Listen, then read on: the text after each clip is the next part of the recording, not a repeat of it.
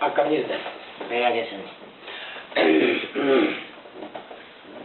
bakka nagaa walitti deebine har'a abbaa diggaa qabadheen gara keessan dhufeen jira istuudiyoo Lateewoo keessa akkam jirtu jecha waan abbaa diggaan isinitti himuun jalqaba.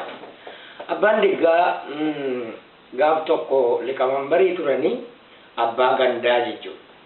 Kana bataskaanatu jimma bataskaana argitee maaramiitu waa bade jedhanii waaman. Maaramiitu bataskaana keessaa badee jedhanii waaman. Akka misikiriitiif ragaadhaan dhaqanii nama shan ta'anii dhaqanii yeroo ol seenanii jedhanii isaan mana akkas bareeduyyuu takkaan garree manni warqii fakkaata akka hindiitti ijaarame. Kanati dhaqanii ol seenanii bakka maaramiin hin jirtu bakka sana ilaalanii natanii akkasitti ilaalanii jedhan maal jennaan yaa qalbii dubartii jedhan maal mana kana fakkaatu keessaa gaddee jedhan dubbiin isaanii hin galle. Gaaf tokkotti haadha maamitee tollaa keenya jirti olluma isaaniiti gaa argitee gabaadhaatu galanii isinis gabaa kamisaati gaafas quuffattee jirti.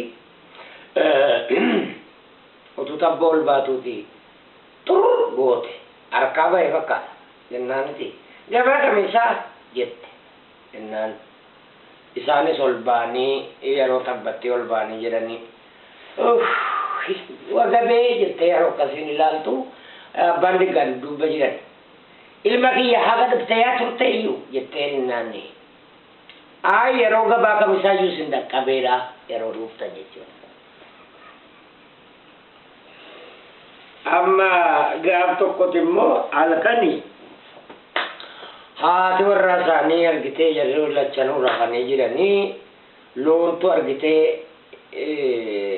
jeeqamaati argitee jennaan dammayxee qaawwaan gadi laalte naan waraabessa dhufe naan harreenis jirti wanna loonii keessa abbaa digga jedhan jetteen yaa jedhaniin kaakaa waraabessi harree keenya nyaataati kaarraa baasaa gadi baati jettee jennaan hin bawan na sodaadha jedhaniin jennaan laa ilaa maal isin maqaaf dhiira miti rarraafattanii hin jirtanii jennaaniti yoo rarraafachuudhaaf taate immoo harreen keenya kiyya caalaa jedhan.